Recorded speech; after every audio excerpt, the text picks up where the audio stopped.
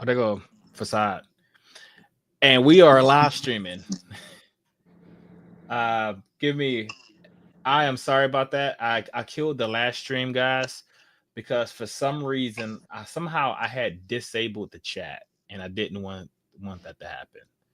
So I want the chat rolling. I like the discussion, and yeah. So Phantom, oh, that was quick. Yes.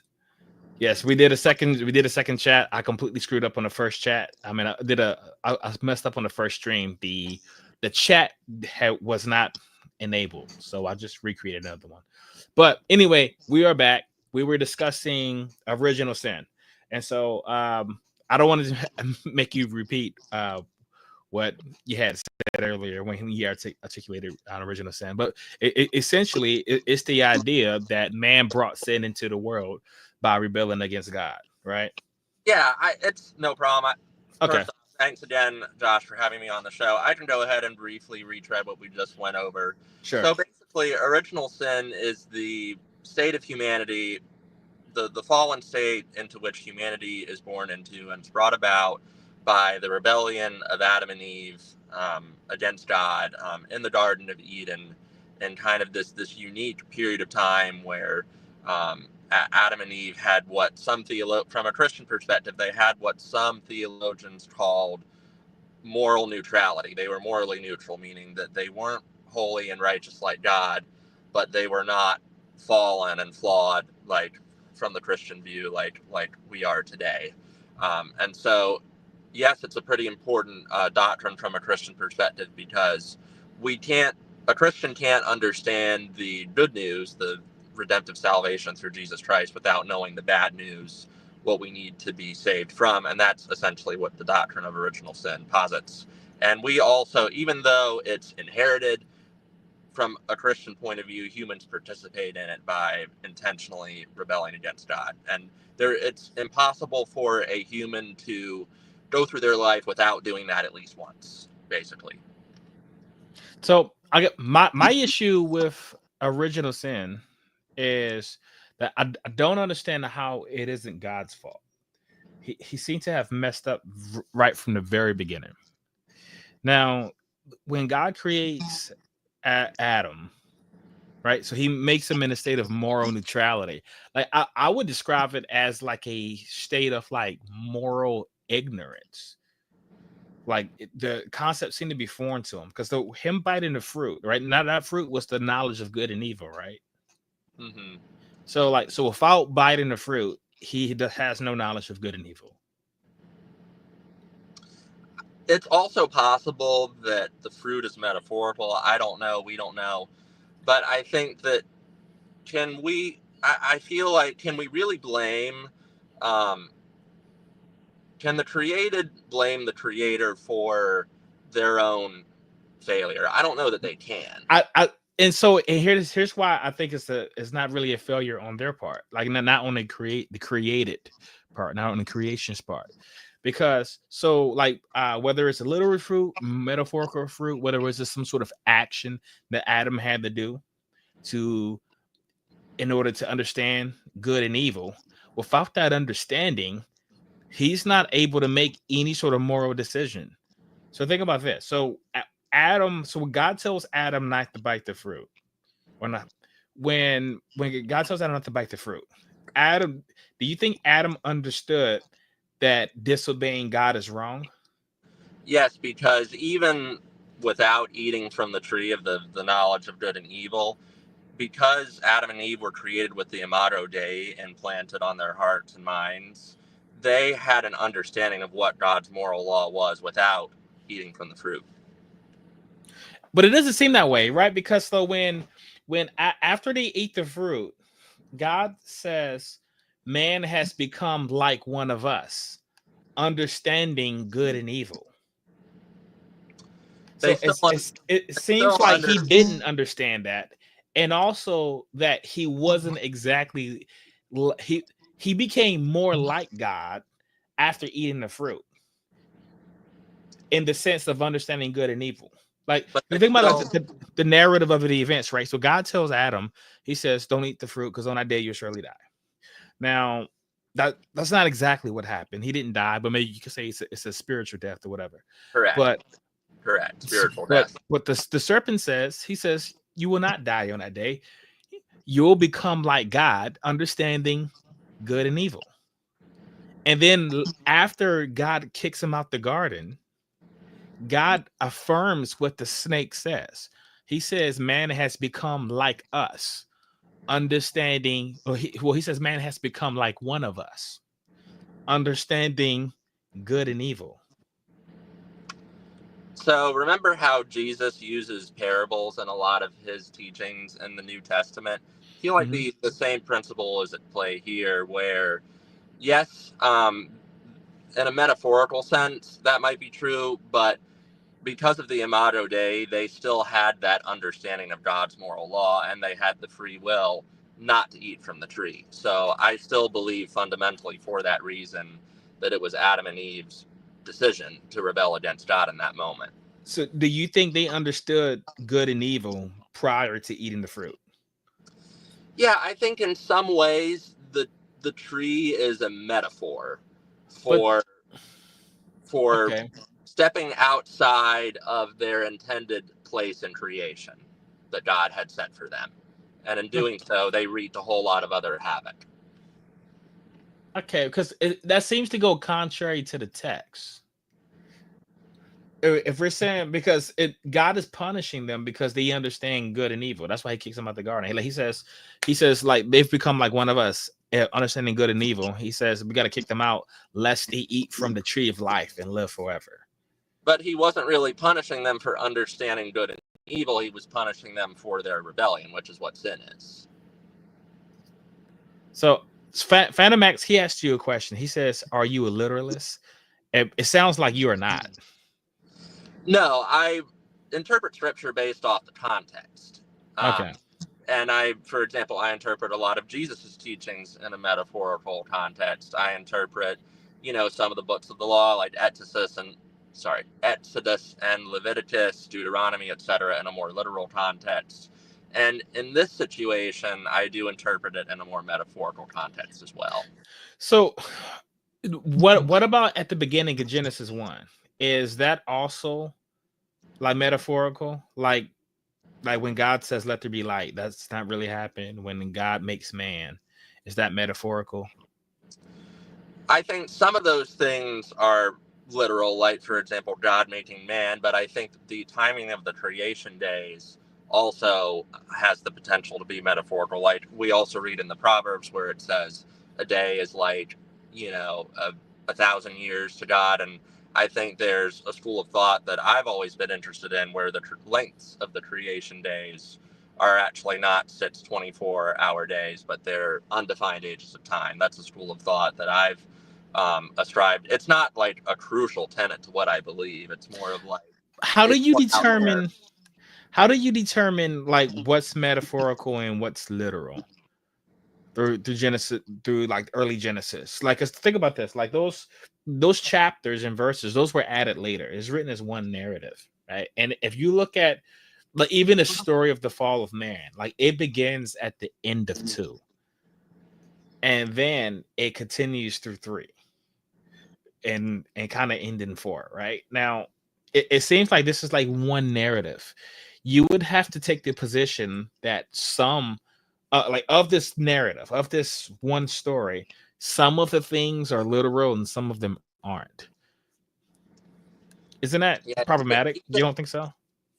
no, because even if they're true in a metaphorical sense, there's still truth.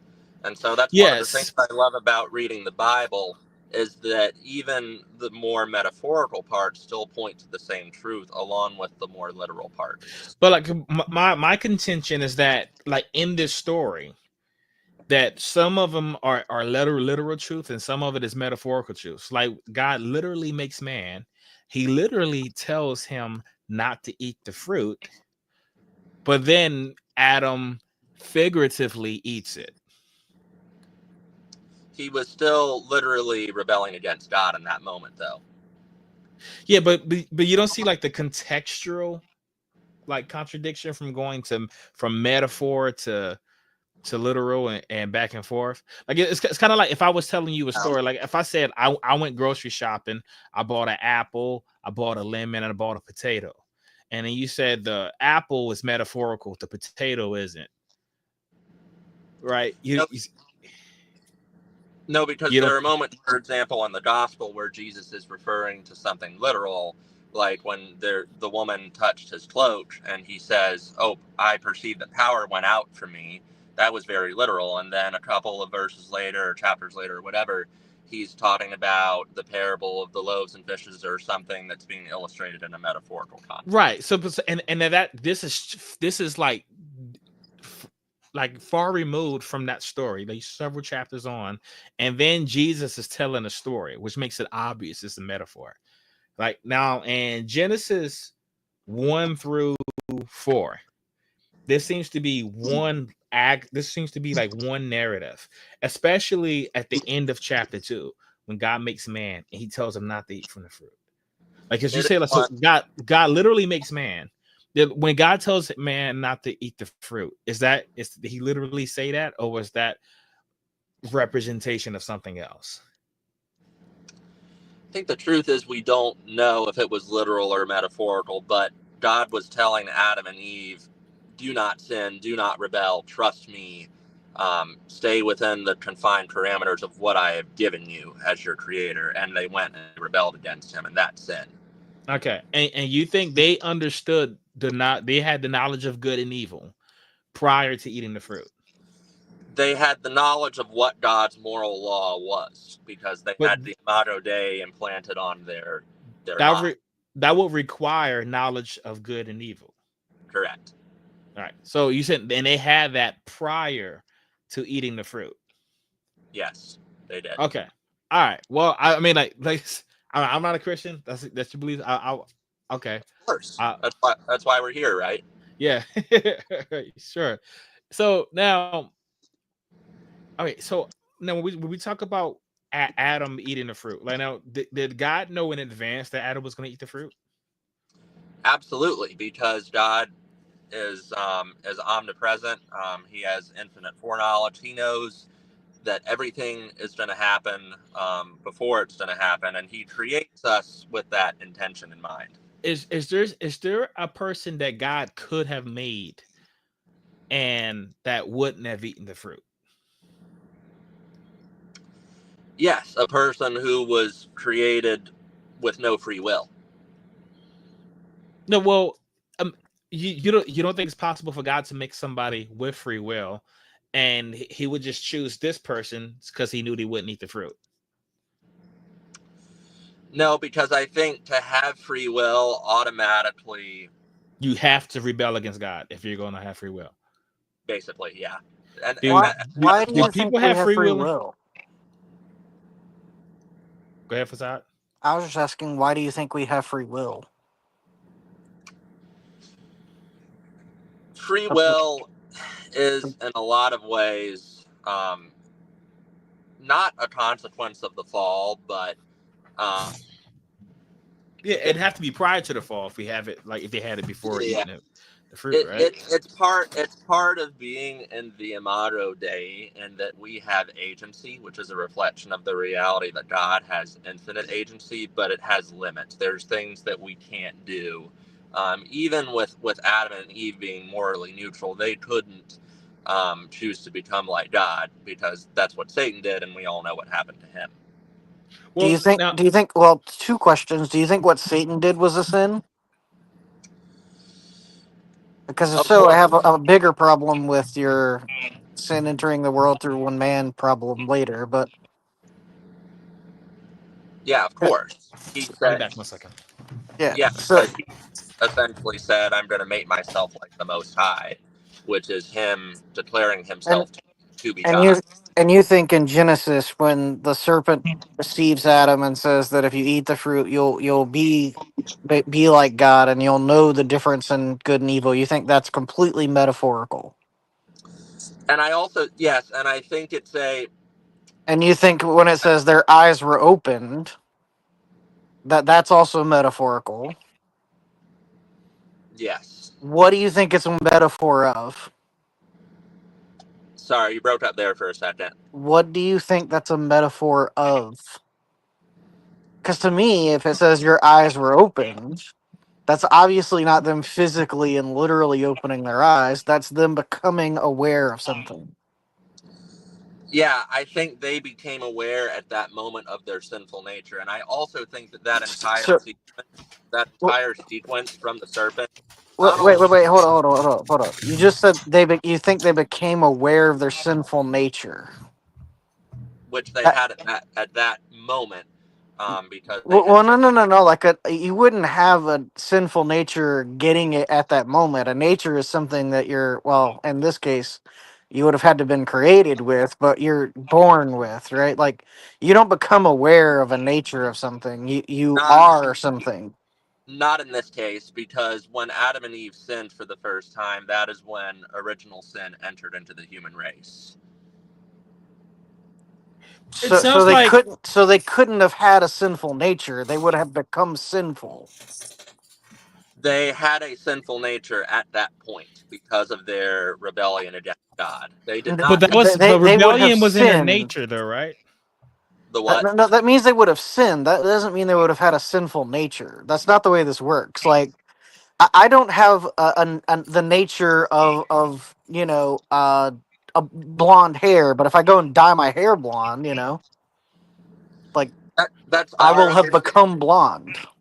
that's our understanding of how a nature is defined. But in this case, this is essentially what original sin is. I think you They, said earlier that like if you have free will, you have to rebel against God, right? Because I was asking you, could God have made someone with free will who wouldn't have eaten the fruit? someone who has free will is inevitably going to rebel against God at some So point. Yes. so having free will is pretty much equal to having a sin nature. No, it's not. A sin nature is going to rebel against God inevitably, and so would someone with free will. Two different terms. Free will is the capacity to make any choice, and an imperfect being is inevitably at some point going to choose to rebel against God. A sinful nature is a person actively existing in a state of conscious rebellion against God. They're two different terms. Okay, Does but by that definition, Adam and Eve weren't in a sinful nature, because that was the first time that either of them were aware they had sinned. Like I So said, they couldn't have had a sinful nature because they weren't actively rebelling against God. They literally could not have known the difference until that exact moment. they were rebelling against God in that moment. Therefore, they had a But sinful. they couldn't have known that according to their sin nature if it's an active rebellion against God.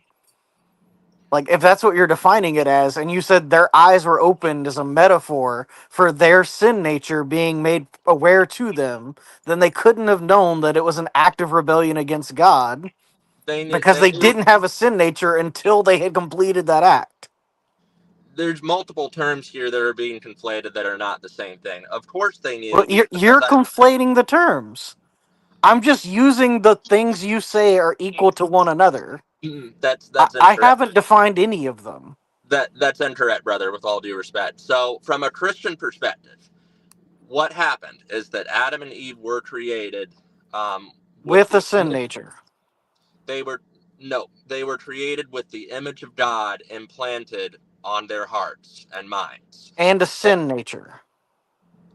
They were created in a state of moral neutrality. They were not created to have a sin nature. what's Okay, but that does sin that nature is what ultimately leads all people to sin against God. If they do not have one, they will ultimately not sin against God. No, Therefore, they have to have a sin nature. that's incorrect. Adam and So Eve if you don't have a sin nature, you'll still sin against God. in this case, because they were morally neutral, they had the option because of their does free will. They could have been So right. Adam could have not eaten from the fruit. It's possible that Adam couldn't have eaten from the fruit because he didn't have a sin nature. He was morally neutral. He had the option. He chose to do it because he has free will, which is the opposite of what you said about 5 minutes ago when he asked, could God have made someone that would not have eaten the fruit? You're saying it's possible Adam couldn't have eaten the fruit God because it's created a Adam and choice. Eve. state of moral neutrality. Right, and he has a choice to eat the fruit or not eat the fruit, but he doesn't have a sin nature, which means he's not necessarily going to sin against God, according to you. But he was, because God is sovereign, and that was always a part of God's plan from the beginning. So God designed him with the intention of rebelling against him. Correct. Okay, so how is it not God's fault? Because without, I mean, you could remove Adam and everything else from this. God made a design in which he is going to have someone rebel against him.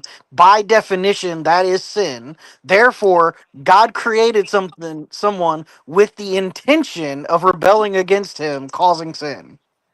I think we have an even larger problem here, because like we talked about, like, does God have free will? You cut off, Josh. Sorry. Does God have free will? Of course, God has infinite agency. So, by your definition, or at least your description of free will, how you inevitably rebel against God, God would also have to inevitably rebel, commit a sin at some point. No, because God isn't subject to the same. Rephrase your question. I'm sorry. When I was asking you about so I was asking you if God could have created someone that wouldn't have eaten the fruit, and you said no, not if they had free will, right? Because if they have free will, they will inevitably commit a sin. Yes. Okay, but now you're saying God has free will, so he had to have sinned at some point, or he will at some point in the future. It's inevitable if he has free will.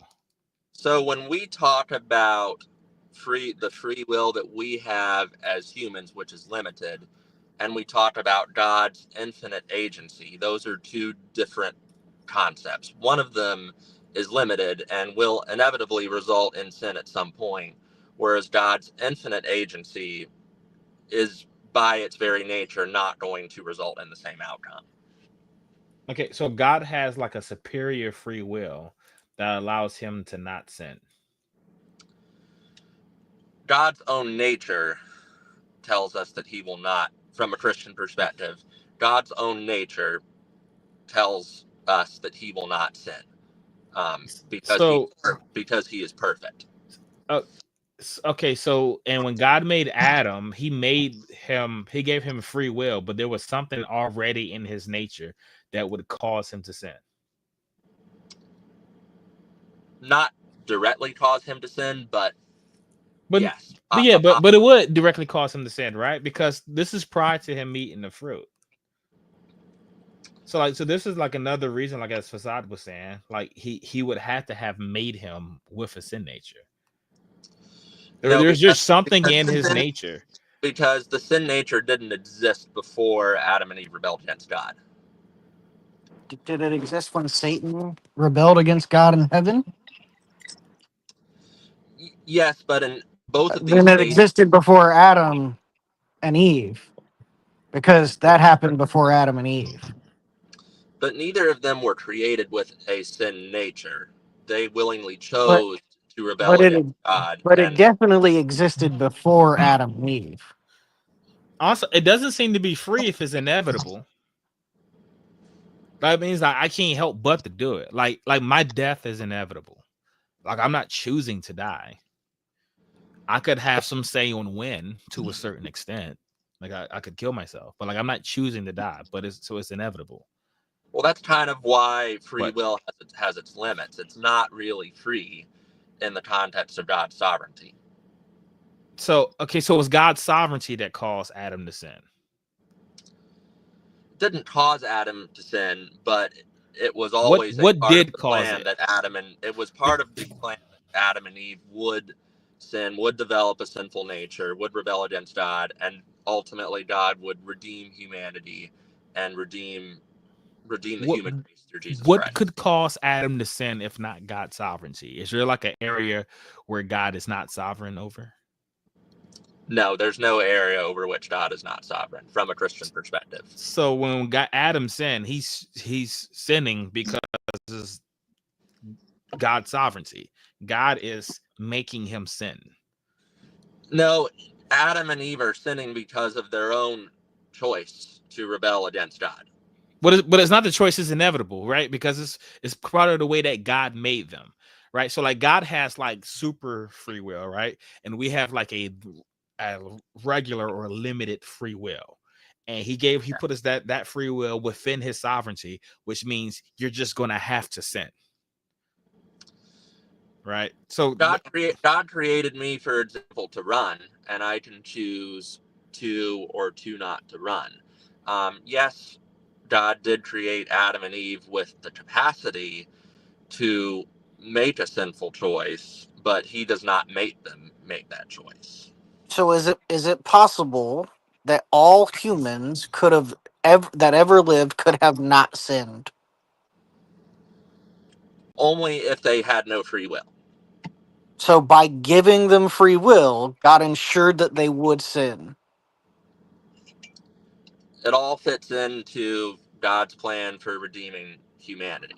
and also not I'm not asking whether it fits into his attempt to redeem humanity. I'm saying if you're saying that all it takes to sin against God is free will, then by God giving people free will, he ensured they would sin. No, I'm not saying that all it takes to sin against God is free will. I'm saying that God gave people free will, and free will inevitably will lead to sin. Okay, And again, that means that by God giving you free will and God knowing that it will lead to you sinning, God has given you the keys to the castle of sinning. It's like saying, if I give you a car and a bunch of alcohol, I know you're going to drive drunk and hit a pedestrian. Here's a car and a bunch of alcohol. no, because I've given you the tools that will lead to an inevitable act, right? no, Because I know I what's going to happen. could choose not to drink the alcohol. I could but you choose couldn't not But choose you, not you to said sin, it not with will free will. inevitably happen because you have free will. So if God knows it's inevitably going to happen to Adam because he gave him free will, it's not something he can choose. It's something that is inevitable. It will eventually happen. And this takes the responsibility entirely out of Adam's hands. Because it's not like Adam chose to have free will. God makes Adam and God just gives it to him. Like he just boom, free will is just forced on him. it doesn't take the So responsibility sin out is of forced Adam, on him. because sin by nature is an act of rebellion against God. It is 100% an autonomous action that Sure, but humanity does. free will leads to sin inevitably, right? Except in God's case. Yeah, accepting God's case, free will inevitably leads to sin. Yes. Okay, and so he forces free will on Adam. We So have he free will he as he a pretty part of much what he did was he put uh like so Facade talked about keys to a car. Maybe a better analogy would be like a roller coaster that I forced you in that you have no control over, and it's leading to sin. Like so, he put him in there. He with by having free will, he put him on a collision course that Adam could not stop towards sin. Okay, I'll actually go back and rephrase the argument a little bit. So Okay. there is a difference between the free will that Adam had and Eve had as morally neutral individuals and the free will that we have as human beings. Because we are sinful, we are always going to choose sin. But in Adam and Eve's case, because they are morally neutral, they could have chosen not to sin. And so that's what separates us from them. So it's possible that God could have put someone in the garden who would not have chosen to sin. Correct. From Okay. a morally neutral Okay. perspective. So God has all of these infinite possibilities in his mind. He sees all the different futures, right? Kind of like what's the dude from the Infinity War? Doctor Strange. Doctor Strange, right? And so God intentionally chooses the guy who he knows for some reason cannot help himself but to rebel. God chose Adam and Eve knowing that they would sin, yes. Okay, so this seems to be God's fault, right? So like let's say there's a bomb that needs to be disabled, right? And you and Facade both have been trained in disabling bombs. Right. And I know the future. I know you're going to fail. I know Facade will succeed. And I send you knowing that you're going to fail. You don't think I'm responsible for that bomb blowing up? But in this situation, while I love the Doctor Strange reference, that isn't actually what God is doing here. God isn't looking down the tunnel of time and looking at different situations and choosing the best one. He is the creator, and he is creating his plan for the universe. And his plan was always to have Adam and Eve as the federal heads of humanity. It's a theological term.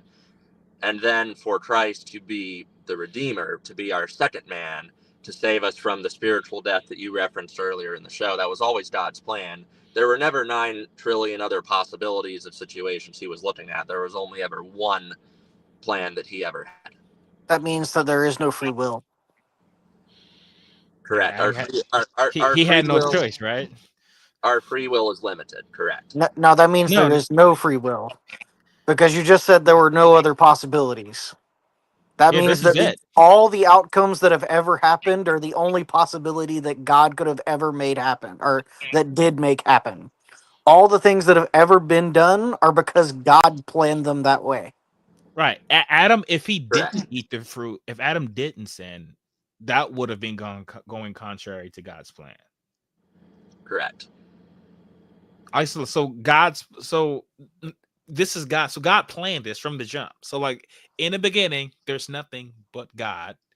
And then he comes up with this plan where he's going to force people to sin. It wasn't a plan of forcing people to sin. But they had no choice. There's a difference between God's permissive will and his direct will. I probably got the second term there mixed up, but God directly, for example, telling Jesus to give his life for the sins of humanity. That's an example of God's direct will. But God allowing something to happen for his glory, which we also know and read in Romans 8:28, that's an example of God's permissive will. So in this situation, God permissively allowed Adam and Eve to sin as a part of his greater plan for redemption. Here's the problem. Here's the problem, I think, with the logic here when we talk about like permissive versus the direct, right? Because like, so with a permissive will, like a permissive will would be like, for instance, like if someone came in, like I have an Amazon package that I ordered, it just got delivered, right?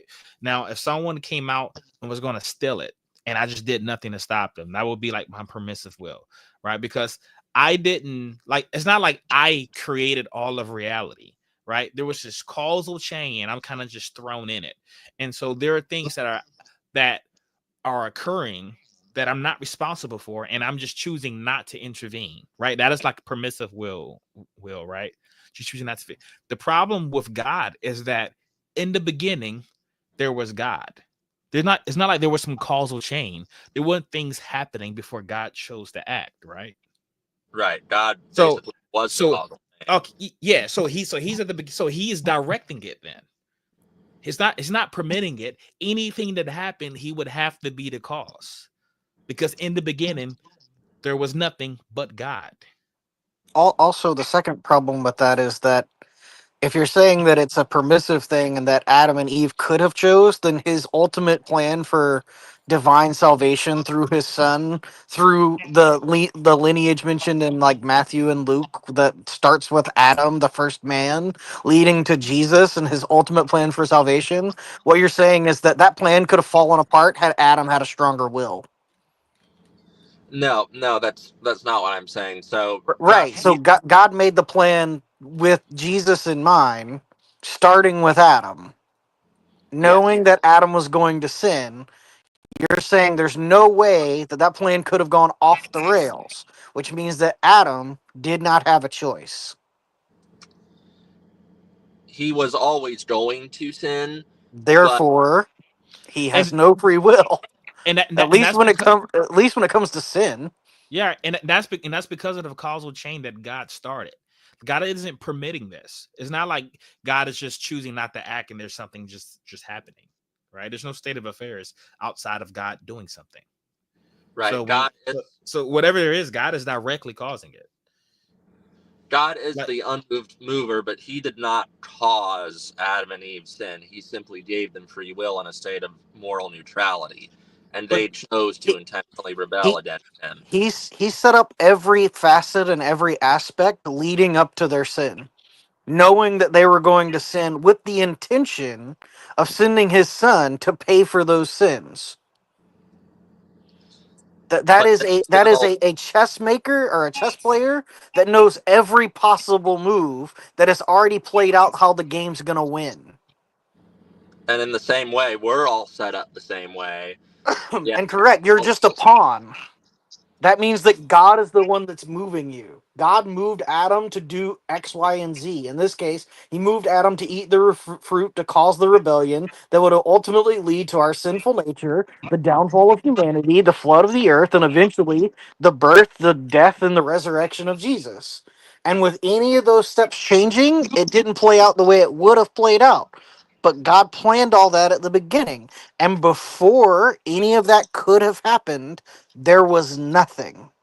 There was just God. So you don't even have a chessboard with a list of moves that are going to be made. You have God. He designs the board, he picks out what moves are going to happen and how they're going to play out. And then he says, play. And then everyone, including the pawns, move according to how his plays were set up. Right, but those pawns still have agency. They still have the ability to. In what way? They have the ability to obey God or not to obey Him. And that so what you're saying is that I could change how God's outcome. So let's pretend we invented time travel. I could go back in time with a gun and shoot Jesus before he was crucified and change the outcome of how the Bible was going to be written. You're saying that's a possibility. No, that wouldn't happen because God, as a part of God's perfect plan, God would ensure or has ensured in some way that Christ's sacrifice would still happen. And he also had to ensure that sin entered the world through Adam. Yes. So there's two things that I cannot change about that, no matter what I do. If I went back and time traveled and shot Adam before he ate the fruit, what happens? The whole plan falls apart, right? Right. So But that would God never, set that Adam in motion to eat the fruit. There is no way around this. Adam does not have a choice here. There is nothing, including me time traveling back to before Adam and shooting him, which changed the outcome of Adam eating that fruit. Because that is part of God's perfect plan to show his sacrifice of his son and the ultimate remission of our sins. but his choice was still a part of God's plan. Like God used Adam's free will as a part of his plan. And so and, we still and have that. could Adam have done otherwise? No, he wouldn't have done otherwise. Then it's not a choice. This seems to be completely God's fault. If you have no choice but to do what God's plan is, and it is not possible to subvert God's plan, which obviously you think it's not because God is omnipotent in your eyes, then there is nothing that is within God's plan, including Adam's sin entering the world through one man's sin entered the world. That is part of God's perfect plan to show his redemption. Then there is nothing short of God himself changing that plan, including Adam's free will. Right. So this is 100% directed by God. Yes, God's plan is directed by God. Cool. So Adam has no choice but to sin against God because that is part of God's ultimate plan. His choice was a part of God's plan. Yes. And God made him make that choice. God did not make him make that choice. God created But him knowing what choice he would make. but no. But remember, the state of affairs that is caused by God. So Right. it isn't like God did a thing and then not like there was something happening and God just knew in advance and then just allowed it. God caused it because he's the cause of everything. In Romans 8:28, it talks about those who he foreknew, he also predestined to be conformed to the image of his son. In the same way, God foreknew Adam's sin. He created Adam knowing what would happen, but Adam still chose through his free will in a morally neutral state to intentionally rebel against God. But here's the problem I think AAA and I are both having. God could have created an Adam that did not make that choice. Right? You confirm that, right, James? I can't hear you. He's not Sorry. talking. Sorry, Oh. I'm just thinking through what I want to say. Okay. Yeah, of course God have created an Adam that could not have made that choice, but then he would not have had free will. No, not necessarily. God could have chosen some I don't see why you think that free will and sinning against God are the same, especially given that you think God has free will. But that's a different problem. Uh, you're saying that inevitably because either way, like that's problematic because if God gives people free will, then that means He's giving people the ability to sin. Not once again, not the same thing. God giving people free will is a choice, and that has been inevitably corrupted by our sinful nature. But our God, sinful nature didn't exist with Adam and Eve. We already discussed this. So when God gave Adam free will, God didn't give him a sin nature. He gave him free will. And you're saying that ultimately leads to Adam sinning. So free will is what led to a sin nature, not the other way around. so remember earlier in the show when I differentiated between the free will that Adam and Eve had when they were morally neutral and the free will that we have. That still doesn't solve the problem, James. The problem is that you have free will, even limited or in a moral neutral state, that doesn't change anything. It's still coming from God. Yes, It's correct. still given by God, and God says you can do whatever you want, including rebelling against me. Here's a quick question. Maybe this will help clarify. So now you said like God has a different type of free will where it is not susceptible to sin, right? Unlimited agency, and God is never going to contradict his own nature, which would involve sinning.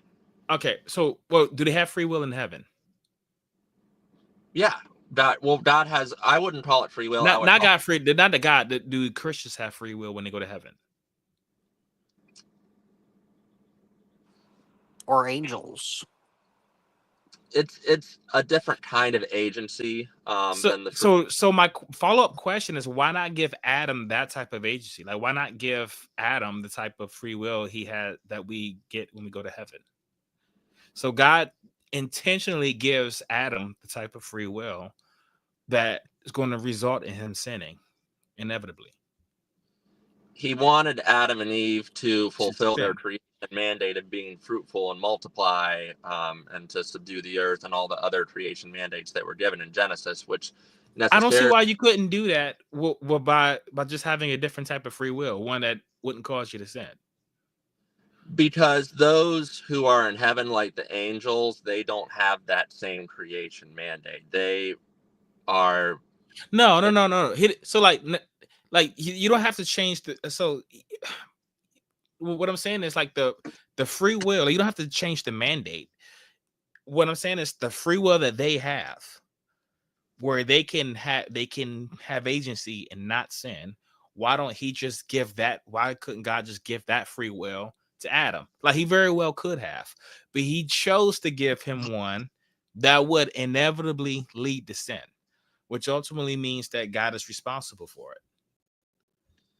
Because the type of agency that those in heaven have, like angels, is just fundamentally different than the agency Adam would have had to have and did have in order to fulfill the creation mandate that God gave to him. What type of what type of agency do they have in heaven that's different from us here on earth, or different from Adam? So people, like for example, an angel, they're in a state of constant praise and worship before God and kind of circling around the throne, like we read. Let's talk about a Christian that dies and go to heaven, right? He gets a free. What type of free will? How is his free will different from what Adam had? So those who are in heaven don't have a creation mandate, because we read in the Gospels where Jesus says there is no marriage in heaven. People do not marry, nor are they given in heaven. Yeah, those are just different rules. But what I'm asking, like the free will that they have there, because like, when I go to heaven, right? Well, I'm an atheist, but okay, when you go to heaven, you're going to get a new. You're going to get a new type of free will. One that's different from the one you have now, and also different from what Adam had. And a new Right. name and a new body with a new Right. purpose. Yeah, sure. Now, why couldn't God just give that free will to Adam when he first made him? Because I thought the whole idea was the gospel was somehow restoring man to the place he was before the fall. So actually, the If point of the gospel is restoring man into the image, restoring the image of God in So man. when God made man, he wasn't really in his image because he could sin. God did create man in his image, but that image was not perfected the way it's going to be. And God made man, he made Adam imperfect. Correct. I don't believe anyone is perfect outside. Then that okay, so that okay, but like imperfect as in the sense that he is going to sin.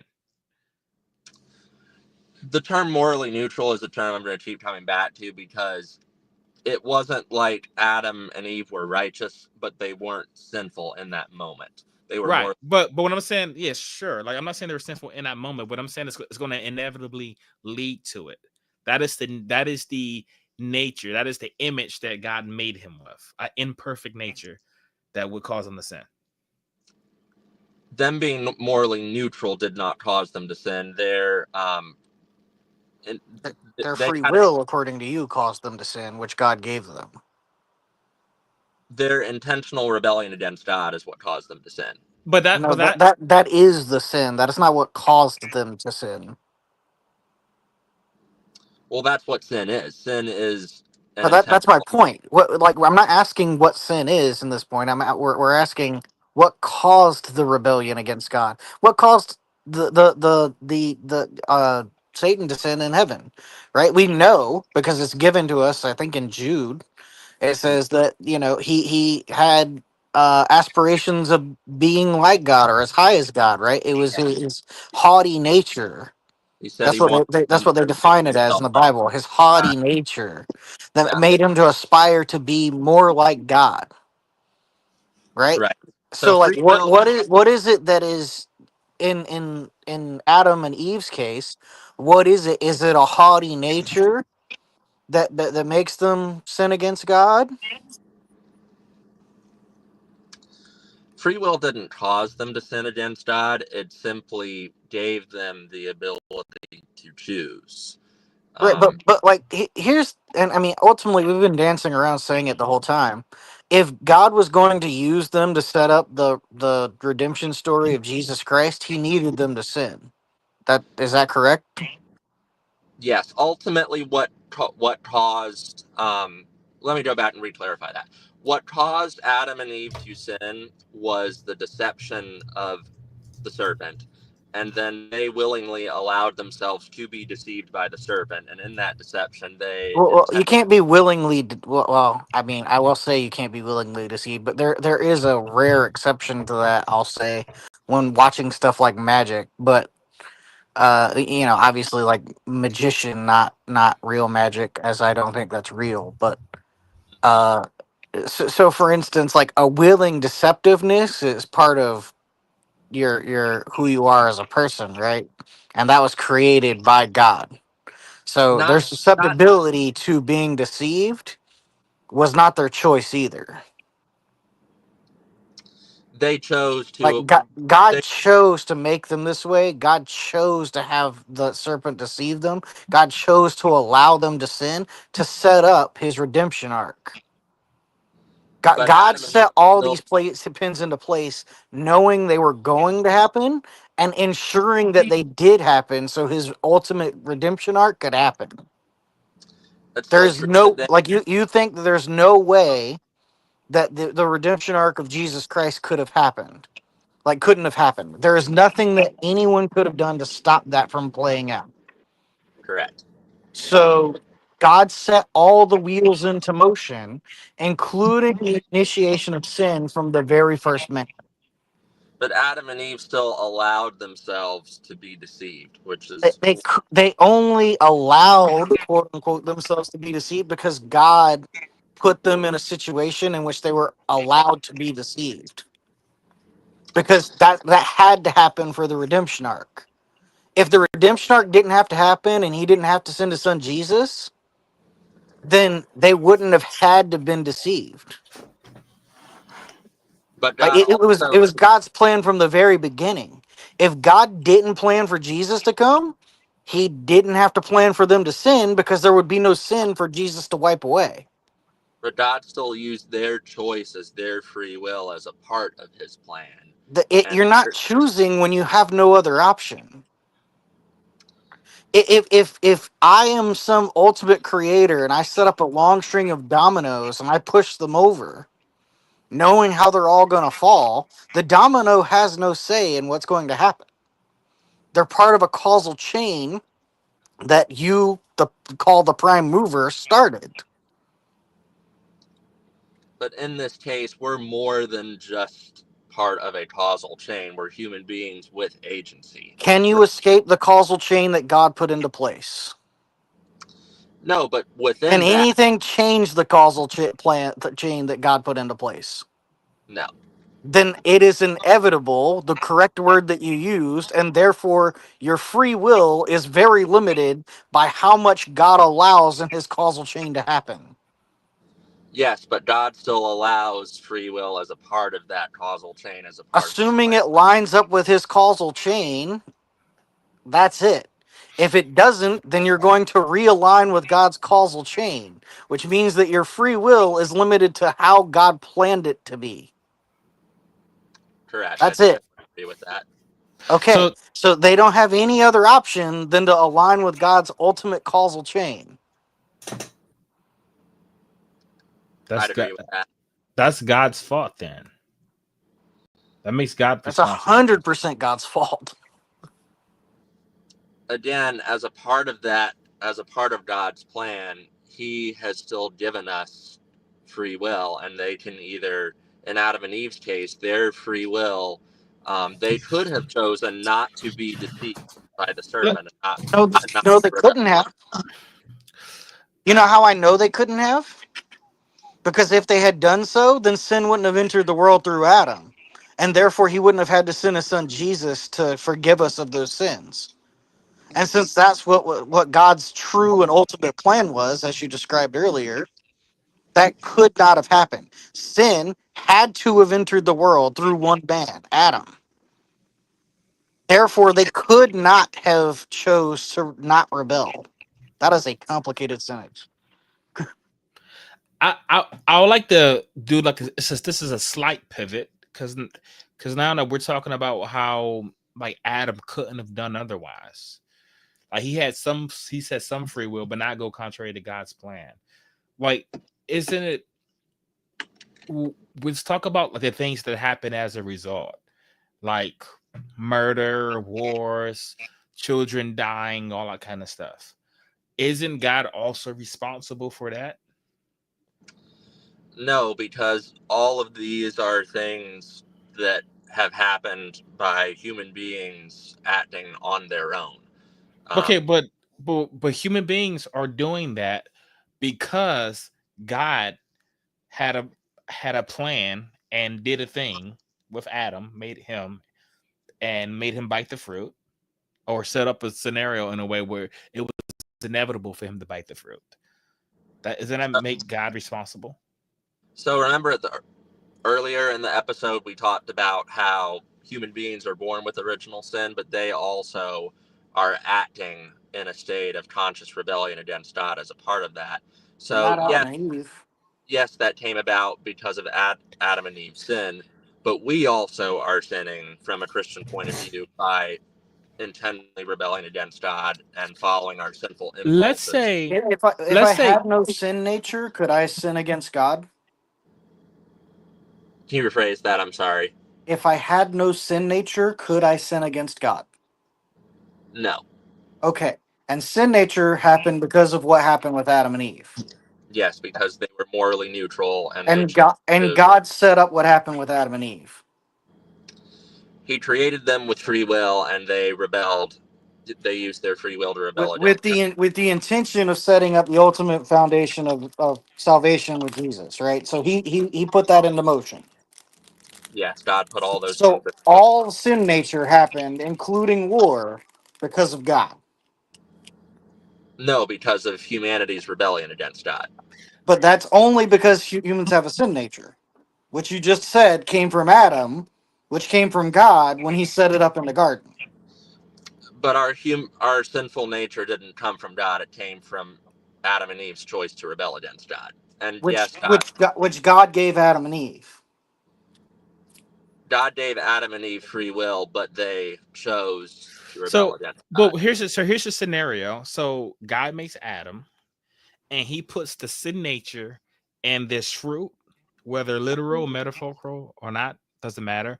But there is some sort of act that the sin nature is trapped in, and God, through his sovereignty, puts Adam in a situation where he has no choice but to absorb that sin nature, and he spreads it around, which is again not something Adam has any control over. Matter of fact, he's obligated to by God.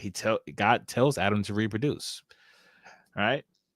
And then as a result, all of these bad things happen. That I don't see how God is not responsible for that. But in this case, God didn't give Adam and Eve with only one option. He said, "Do not eat from the tree fruit of knowledge of good and evil." So Yeah, he said God, don't do it, but like remember in the scenario like that you admitted to, like he had no other choice.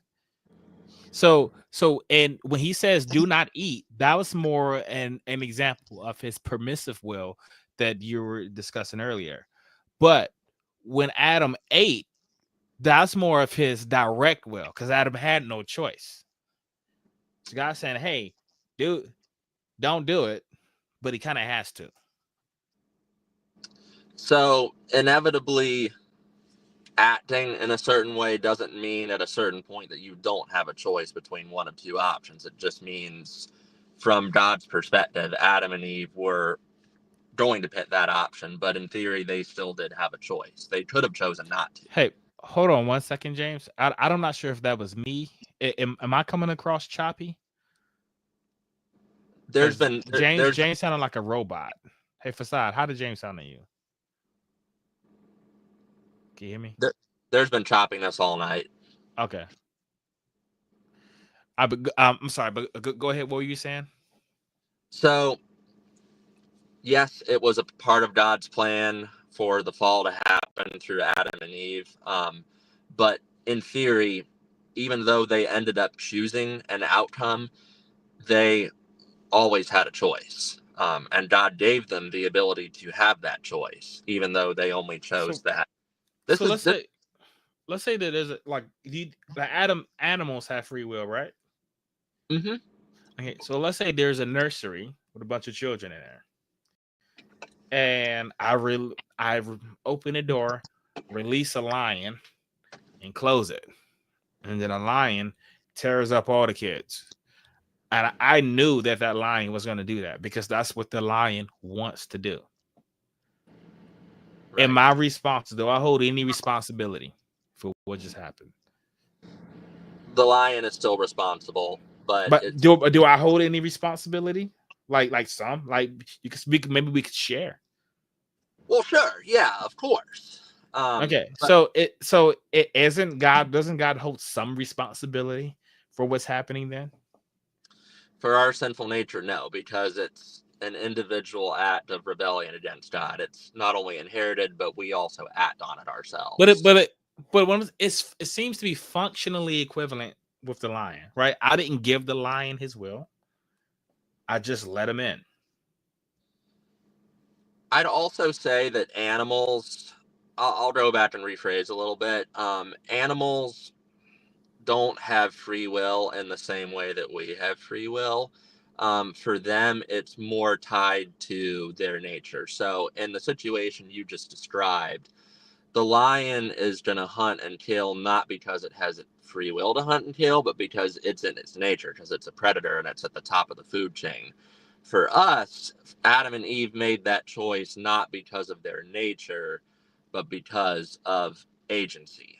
So let's replace the lion. Let's say it's a series. Let's say it's Jeffrey Dahmer. And I know if I let Jeffrey Dahmer in this building, he's going to kill as many children as he can. He's going to kill all of them.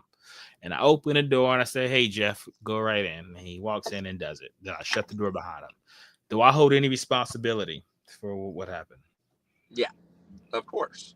Okay, so when God sets off a chain of events, knowing in advance that that there's going to be a bunch of killing and rape and murder and all that kind of stuff, even though God isn't doing it's not his will, it's other people's will that's doing it, but God set in the causal chain for this to happen. And also he not just set the causal chain for it to happen, he started the chain knowing that it would happen, knowing that it would be inevitable. Does God hold any responsibility? In this case, no, because human beings, Adam and Eve, created that possibility, all those things that have happened in the long, terrible course of history through But their they choice. created it. They recreated it because of the causal chain that God created. Adam had Adam had no say. Adam had no say in the condition that he was created and the scenario that he was put in. God did. But he still could have chosen to not sin and not rebel against God. You I said thought that wasn't possible earlier because God's ultimate plan for humanity to redeem them through Jesus had to come to fruition. God was sovereign and he knew that there would be no other choice that would be made in that situation. And so God foreknew, just like it says in Romans 8:28, those who God foreknew, he also predestined. God foreknew that Adam and Eve would rebel because they had that choice. And they would unleash all the terrible human suffering that we see in the world today. Okay, so God knowing gives people the ability and essential tools needed to move forward with sinning so he can carry out his plan. And that was also part of his plan. But God didn't give human beings free will so we could sin. He gave human beings free will because it's a reflection of his own agency. And then Adam and Eve chose to rebel against God. And yes, God did give them all the tools that they need. He put them in a situation where there were only two possible choices, either obey or not obey. And in that situation, they chose to not. Knowing they were going to be deceived and disobey, and allowing Satan in the form of a serpent to deceive them. Yes, he he did create them and he put them in that situation. But So God put the entire puzzle together, knowing the outcome of what the puzzle is going to look like, and set it into motion. And you think he has no responsibility for what happened? correct, because human beings sin when they intentionally rebel against God. And God put things into motion to make sure that happened. He put things in motion to ensure that the Imago Dei would be restored, and he created Adam and Eve in that way. But Morally, wouldn't a perfect God create the Imago Dei in a sense in which it wouldn't have to be restored? he did, but then humanity messed it up through sin. But No, all-knowing humanity God would can't have mess up known. God's plan. I thought you said Yeah. humanity can't mess up God's plan here. We messed up the Imago Dei through rebelling against Right, but God. Okay, but that we was didn't mess up God's God's intention. plan. That was by God's design. God designed it that way so he could show his ultimate sacrifice in the form of killing his son, which is himself, as a sacrifice to himself to pay for the sins of humanity, his creation. Yes, but That was 100% on him. just because God set it up that way, that doesn't absolve Adam and Eve of their choices. No one's saying that Adam doesn't have responsibility. We're just asking, doesn't God also have responsibility? Like, if Adam does have free will and he chose to rebel because of the deception of the serpent, it is undoubtedly Adam's actions that led to the consequences of Adam's actions. However, it is also responsibility on God for leading the actions to such a place, to allowing the actions to occur in such a manner, to setting up his plan in a way that would require Adam to sin, so he could then reflect upon and redeem humanity. Right? Like, this also has to be true. We're not saying Adam isn't responsible for his actions. If Adam is ate the fruit, whether it's literal or metaphorical, he did something. And his consequences thereof are because of his fault, right? Assuming he has free will, unless God forced him to do so, right? Right. And so you say he has free will, he did this thing. Adam bears some responsibility, sure. But the person that put these things into motion, that has complete control with a plan that is literally set in motion to cause Adam to eat the fruit and to be deceived and to eventually die and enter sin into the world so he could send his son, was all set up and brought about because of this plan of a all-powerful and all-knowing being with the foreknowledge of everything that was going to happen, including Adam's sin and rebellion. Yeah. Therefore, he bears the responsibility of setting this plan into motion. So I know that that's not the way it is, because James says that God does not tempt anybody to sin. No one said God tempted anyone to sin. This is exercising a much stronger level of control than tempt, right? So like this is like, it's not me like let's say Fasad's on a diet, right? I don't present a donut to him and tempt him to eat it. This is more like pulling his mouth open and slamming it down his throat, right? So this isn't a temptation. Yeah. So James wouldn't even be wrong when it says that, right? Right. So there's a difference between God being sovereign and God being responsible, right? So in this case, yes, God did create Adam and Eve with the capacity to choose to rebel against him or choose to obey him. He gave them that capacity, but he's not responsible because of that same agency, which is a reflection of God's own Imago Dei that he's implanted on the souls of men and humanity.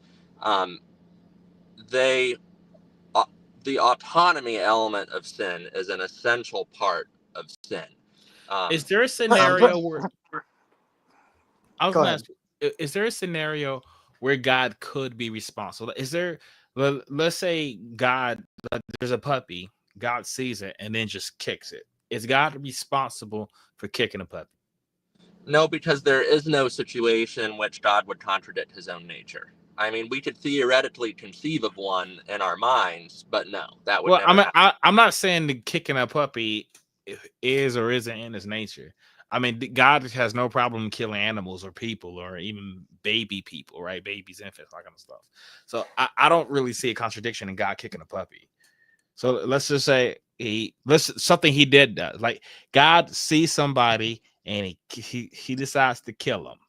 Is God responsible for killing that person?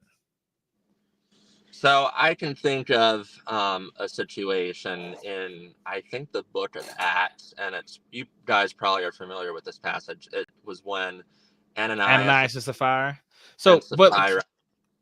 yeah. So would you say God is responsible for that? No, I would say they were responsible because they lied to the church, the congregation, about the There, offering. I can't remember what it was, and because they sinned against God, He struck them down but with a surely, bolt so of lightning. they might be responsible for lying, but they didn't kill themselves. No, of Okay, course not. okay. So let's say Ananias and Sapphira they do the offering and they say that's all that they have is not, and then Peter's like, you know what, I'm pissed, and then he kills them. Peter kills them, not God, but Peter does it. Now, is Peter responsible? Yes, but in this situation, that's not Uh, what. This is So not what it happened. so now let's just swap it out. Let's swap Peter out for God.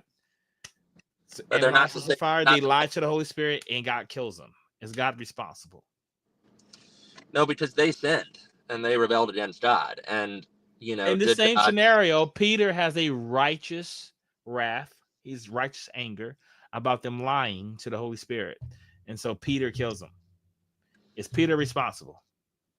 But Peter's a human being, and Okay, so are you, and this is what I suspected in your back and forth with facade. It sounded like you under your strict definition, God is by definition not responsible for correct. whatever he does. Correct. Okay. So this is problematic because now this is called special pleading, where somebody does something and you say this is X, and then but this one unique guy, he does the same thing and it's non-X. For some reason, God, there's different rules that apply to God. He can just do whatever he wants and he's not responsible for it. Question for you. When you yeah, you have a family that love you Oh at a yeah, job. yeah, absolutely. Do you thank God for that? Of course, because God created them. Why? He's not responsible. Once again, I feel like we're equating apples and oranges here. So, No, but we're just talking if- about, is God responsible for doing anything? Like he's not responsible for that job you have or any good thing, right? well, in this situation, I know from the Bible that God is Elohim, the creator. God created my family with the intention of creating But them to Is be but is God is isn't God responsible. is God responsible for creating the earth? yes. So is he responsible for the earthquakes that happen because of plate tectonics? Permissively, God allows those things to happen. No, Yes. God, no. So What so God hold created on, the hold on. earth? God Okay, created the earth and plate tectonics exist. Therefore, God is responsible for plate tectonics. Yeah. Indirectly. Therefore, So. God is responsible for earthquakes. Yeah, and And indirectly. he's responsible for the people that die due to earthquakes because he caused the earthquake. Yeah, their deaths were a part of his plan for their lives. but And that yes, is he's God's responsible. responsibility. He's responsible. Right. So the Ananias and Sapphira thing is fundamentally different from the circumstances we're talking about right now. I see it less in terms of God being responsible and more like God allowed this to happen as a part of his plan for that person. You know, do I? Yeah, God allows earthquakes to happen because of the way he created the earth. He allowed Adam and Eve to sin as part of his plan to show his redemption story. Right. It was Not all undoubtedly his plan. not all planets have tectonics. The plates don't have to move. You can just the I core mean, can we just have be cold. gaseous planets that don't have a Right. surface. So Exactly. I don't think Mars the core has cooled, so tectonics doesn't exist there. Right. So I also this think the isn't like structure God. of the Earth was different. Say it again. I also think that this could be a subject for another episode. I think that the structure of the Earth was fundamentally different at the time of creation. I mean, either way, he created it Yeah. with knowing that the flood was going to happen. If you think that's what caused plate tectonics. I mean, like And there's it doesn't matter to an extent of like when it was created or how. If you think God created the earth, knowing that earthquakes would eventually happen and kill people, God is responsible for creating the earth, knowing that. Yeah, for sure. There's a quote from Interstellar. I know this isn't a biblical reference, but it's one I particularly like, where Coop and Anne Hathaway are talking about how frightening nature is. And she says, you know, nature is frightening, but not evil. That's kind of how I feel about, you know, earthquakes and volcanoes and stuff. Is it tragic when a person loses their life? In that, yeah. But but it's not. what if there was someone that could cause a earthquake and knowing that it would cause the loss of life, loss of innocent life, would that person be evil? I think in this particular case, God doesn't push his finger on the button and cause Not an earthquake. He allows it through his permissive will as a part of his but design for but creation. remember, God started the causal chain. And honestly, for the chain with the earth, according to the Bible, wouldn't even be very far because God just creates the earth in a specific state, knowing earthquakes are going to happen, and when they happen, people are likely to be killed because it's going to kill indiscriminately. Yeah, So, obviously, I think if there were some sort of being up in the clouds or whatever who pushed a button and said, "Yeah, I'm going to cause this earthquake to kill all these people," then yeah, that would be bad. But that's not what God does. okay, what if he speaks the earth into existence, knowing that the earth is gonna be exist in this state where it's going to kill tons of people. Like that guy, let's say I do that. Like I somehow use my powers to make an earth, knowing that earth is now going to have earthquakes and kill a bunch of people. Am I evil? So, in this particular case, a lot of the things that we see, like the fall, or sorry, not the fall, earthquakes and volcanoes and such, they are a reflection of the reality that the Earth exists in a Yes, flawed but state. the scenario that I gave you, like, am I evil? I create the earth in a specific state, put people in specific places, knowing that it's going to result in the loss of innocent life. Am I evil? No, Well, okay. because you are not directly causing those people to die. So if it's So, indirectly, then I'm not responsible. Like kind of like if like so for Hitler. if I get drunk and I drive through a crowd of people and then some of them happen to die later due to internal bleeding, I didn't directly cause them to die. Their internal injuries did. Correct. So I'm not responsible for that. No, you would be responsible for that because you made But a choice. it's just an outcome due to the actions and choices that I made. I didn't Right. directly cause them to die. I didn't stop their heart. They just died because of natural or internal injuries. Correct. You would be responsible because of that choice you made. But why isn't God But responsible for God the made the choice he choice when He made? made the earth. Yeah. So when God made the Earth, He he made the didn't. choice for plate tectonics. he didn't dictate, oh, this volcano is going to explode here, all this earthquake is here. Those things are products of the fall that have happened. Due to And he knew that when he created the earth. yes. And if I knew the future and I knew that getting drunk and driving my car through a crowd would kill 100 people, that doesn't make me any less responsible. Correct. But in this So how case, does God get any less responsibility when he knows everything, including the fact that humans are undoubtedly going to sin because he designed it that way, and that he is responsible for designing the earth in a way in which plate tectonics exist, causing earthquakes in the future, knowing it's going to kill people? because natural disasters are not evil. And I didn't say the natural disaster was evil. I'm saying God is responsible for the natural disaster.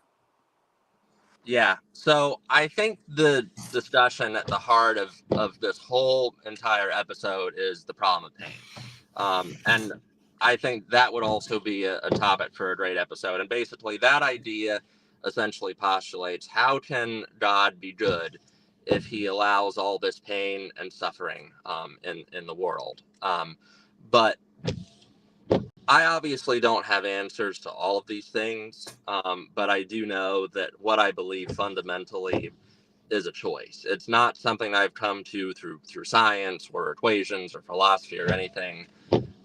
It's just come out of a belief that I just fundamentally believe that, since I kind of feel like we're going around in circles as we sometimes do, it just comes out of a fundamental belief that God is good. And despite all of these things, despite the fact that he created Adam and Eve, knowing that they would choose to sin, the fact that he created a planet that, yes, would have volcanoes and earthquakes and natural disasters, the fact that he, has allowed all this other suffering to happen that, in a perfect world, should not happen. Rape and murder and war and crime, all of those things grieve me. But because of how I've seen God working in my own life, I understand this isn't the answer to the question, and we'll come back to that. Because of how I've seen God working in my own life, I believe that he's good. But anyway, to come back and answer the question, no, creating a planet with volcanoes and earthquakes and whatnot doesn't make God responsible, in my view, and in the Christian view, for when those things happen. Then I don't understand why driving a car into a crowd of people makes me responsible. Because they're different things. We've established earlier that nature isn't evil, and in this situation, you're choosing to drive. The person is choosing to drive with a DUI. God chose to make a planet with plate tectonics. Maybe he couldn't have made the planet any other way. So God is limited in how he created the earth. God's plan is the only plan that he desires to create. Right, so I plan to get drunk and drive, and God planned plate tectonics to be the way they are. Either way, we're at a 1-for-1 still. What makes me less responsible than God, or God less responsible than me? I like to go ahead. I'm gonna have to get ready to go. I see my daughter's knocking on the door, but I like to give you a last word, James. Yeah. This question. Yeah, I'll briefly address these real quick. So, intentionally choosing to drive a vehicle after consuming alcohol, you are intentionally putting your life in danger and other people's lives in danger. And yes, that would make you responsible. But since we've already established that nature is not evil, simply creating a planet with plate tectonics and earthquakes is not evil. Is it tragic when disasters happen? Yes. But is it truly possible to create a perfect planet where none of those things happen? I don't think so. Maybe it is. But I don't think that it is possible to create a perfect planet with no natural disasters and nothing. But yeah, just in conclusion, one cannot reason their way to the Christian faith through science, in my opinion. But C.S. Lewis really says it best. I'm a big fan of C.S. Lewis, and some of the writings that he has kind of influenced some of my answers. But he says something really Cool in Mere Christianity. He says, I do not believe, I believe Christianity for the same reason that I see the sunrise, not because I see it, but by it I see everything else. And so for me, I begin to see all these things, original sin, how God created the earth, the fact that I believe that nature fundamentally isn't evil. I see all these things through, and it is a presupposition and it is a self-fulfilling circular argument to some degree. But I've just, I've seen God working in my life in so many ways, and I've seen him intervene personally that for me, I just cannot see a world, a reality where God doesn't exist. But that's why we have this show, because we have two different perspectives, and it's great. So thank you guys for having me on. I appreciate it. Yeah, man. Appreciate you coming on, man. This is one of the better discussions I think we had, even though it did get into a little bit of a circle there at the end. I enjoyed it, and yeah. Well, I appreciate you coming on, my man. We'll have you back on soon. Perfect. Appreciate it. Enjoy it. You guys have a great rest of your week. You too, my man. Thanks. Bye-bye. All right, guys. Thanks for tuning in. And now that's debatable. Next week, we're going to have a guest we haven't had in a while. Morpheus. Oh, no, more free us. More free us. I think that's how he says his name. So he hit me up. He wants to do like a round 2 of the transgender argument. He hit me up a few days ago and says, I want to discuss this again. So I guess he says he found something new, and I guess he thinks he has a better argument. Bet money on the Charlie Kirk episode that he did on transgenderism. Oh yeah. Well, it'll be a fun episode regardless. He seems to think that the science around around being transgender has changed, and I don't know what he's talking about, but we do know there has been huge attacks coming against transgender people, especially because of the new administration that's back in offices, unfortunately. But we're gonna see if we can kind of like squash some of the ignorance and bigotry that's going on. So he says, was that the guy that had a dish rag on his head? No, this guy, you didn't see him. He wasn't on camera. If he was back on one of the earlier episodes. If you look at the episode called "Can Men Get Pregnant?", that it is an episode, and there's a trans man on it. He has a beard and he's pregnant. That's the episode that you'll see him on. So he'll be on next Tuesday, 7 p.m. It'll be an interesting discussion. Not sure if Facade wants to join for that. They tend to not get along very well, but it's always a very lively, colorful conversation. But anyway, guys, thanks for tuning in. I will see you all next Tuesday, 7 p.m.